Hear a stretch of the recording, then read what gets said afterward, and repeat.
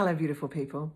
Today's little message is about how we deal with the roller coaster of life, because ultimately, how we react to the world is the only thing we have control over. As the saying goes, we can't control what the world deals us, but we can control how we deal with the world. In other words, we can't control anyone else, we can only control ourselves. And that includes how we deal with any situation at any given time. As I've said before, there's no one true reality because we're all experiencing, therefore seeing the world differently. This happens because our simple little brains categorize everything we do. And because we are all experiencing and seeing different things, our brains are categorizing things differently. We then give meaning according to how our brain categorizes what we see: hot, cold, good, bad, nice, not. And that interpreted meaning becomes our reality. So somebody else can see exactly the same thing, very different, because their reaction depends on their past experience and how their brain categorizes it. So their version of reality will be different. Are you keeping up? We all know someone who creates a drama out of nothing, and we probably all know somebody who's so chilled back we wonder how nothing gets under their skin. When I was growing up, I had two uncles that would come over and wrestle and tickle me. I loved it.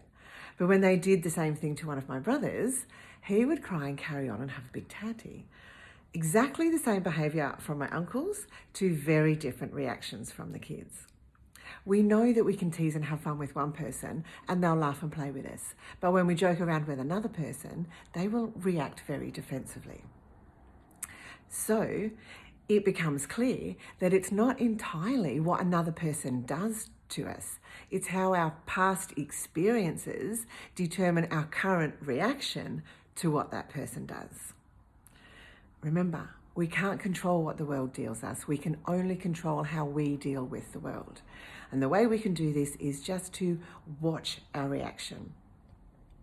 And when we notice that our reaction is unnecessarily loaded with emotion, rather than blame another person for upsetting us, we can look within and just notice that reaction. We don't need to analyze the reaction. We don't need to understand where it comes from, why it's there. We just need to recognize that reaction. And recognizing a trigger is the starting point to taming a trigger. And taming a trigger means we get more control over our world. The beauty of recognizing and taming a trigger is that we eventually reach a place where our past experiences and traumas no longer determine our current behavior.